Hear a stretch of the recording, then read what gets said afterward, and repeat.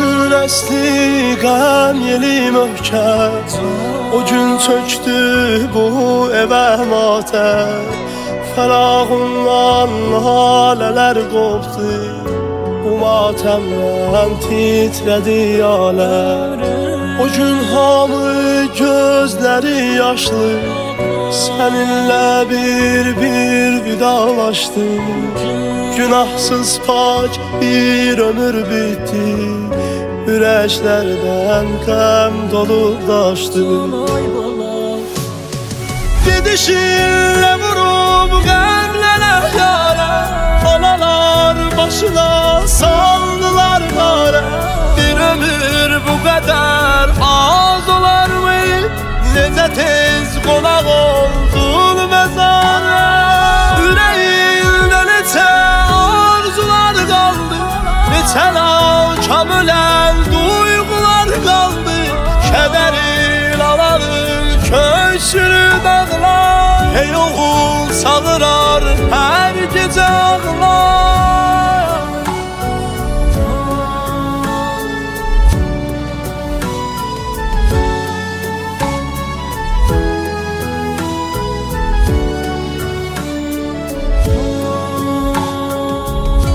Əlimdə gül dəstə, qəbrimin üstə düzmüşəm ayırım.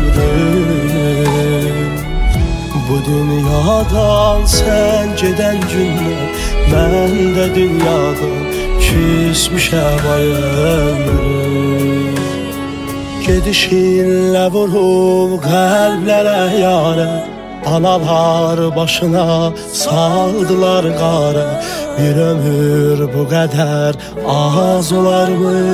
Necə tez qonaq oldun məzara. Gedişinlə vurub qəlblərə yara, analar başına saldılar qara. Bir ömür bu qədər az olarmı? Necə tez qonaq oldun məzara. Ataların qəlbi otlandı, bu möhnətdən gözlər alqandı. Mələk sima bir oğul getdi, aman Allah bu nə əfxandı.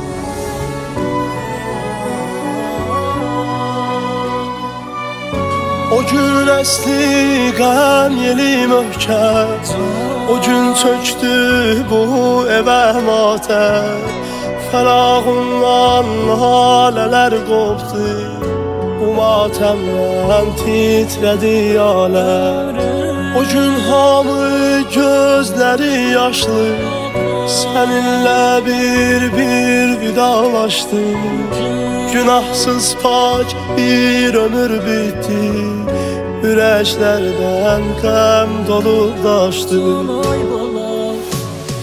Gedişinlə vurub qəlblərə yara, analar başına saldılar qara. Bir ömür bu qədər az olarmı? Necə tez qonaq oldun məzara. Ürəyində neçə arzular qaldı, neçə nakam ölən duyğular qaldı. Kədərin alanın köksünü dağlar, hey oğul sağırar hər gecə ağlar.